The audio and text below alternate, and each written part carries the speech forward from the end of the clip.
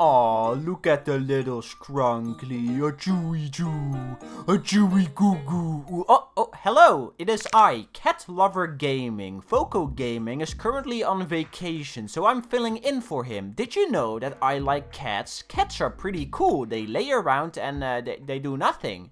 Hell yeah. Now the thing I want to know is, why has nobody made a proper cat simulator before? I'm not taking Five Nights at Floppa as an answer, okay? But it's strange, honestly. Cats are universally loved, yet nobody has made a proper quality cat adventure game before until now. Over the last 2 years, 2 cat adventure games were revealed. One of them is called Little Kitty Big City, which looks adorable, and the other one is called Stray. There we go, finally, a real video game has been released this year. I've been looking forward to this title ever since it was revealed. I adore kitty cats, man. They are the cutest, most precious animals to ever grace the surface of this planet. It has some tough competition though, especially from Undertale music Seal, but man, just look at this scrunkly, man. How can you not love cats? In Stray, you play as one of these adorable little cuties. It starts off very wholesome until you try to jump onto a pipe, but fail and you fall into an underground city. Now, I know what you might be thinking. This just sounds like Undertale, but as a cat.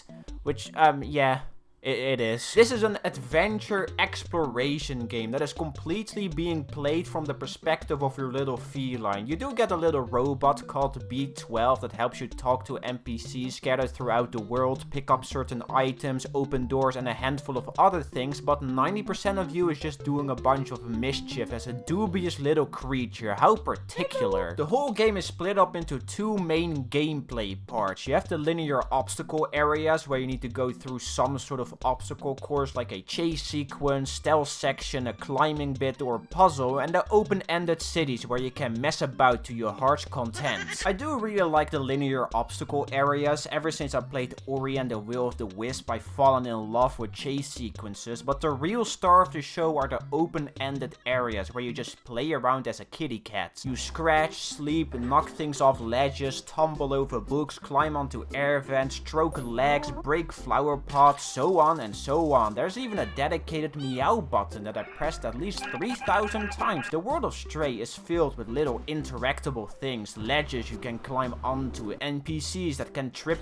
over you, doors you need to open by scratching against them. It's adorable, man. You really are a dubious little creature getting up to some mischief. This is no good, nuh-uh. Now I think it's also important to know that this isn't a platforming game. It might look like one because of all the climbing and jumping you have to do, but I would more or less compare this to Uncharted climbing. Instead of jumping towards a platform like you would do in Mario 64, for example, you just kinda tell your character where to jump to. This system works, but it also makes the controls feel kinda tacky and stiff. It isn't bad, but it's also not super engaging. This counts for the whole game actually. It's a very atmospheric adventure where you just soak in all the little details from the environments and animation. Stray is a phenomenal looking title. Just so you know, this is a indie game. The people that have made this should be super proud of themselves. It's also not super long. It took me around 5 hours to complete and 11 to 100%, but those are hours well spent. This really is a quality over quantity game. Yeah.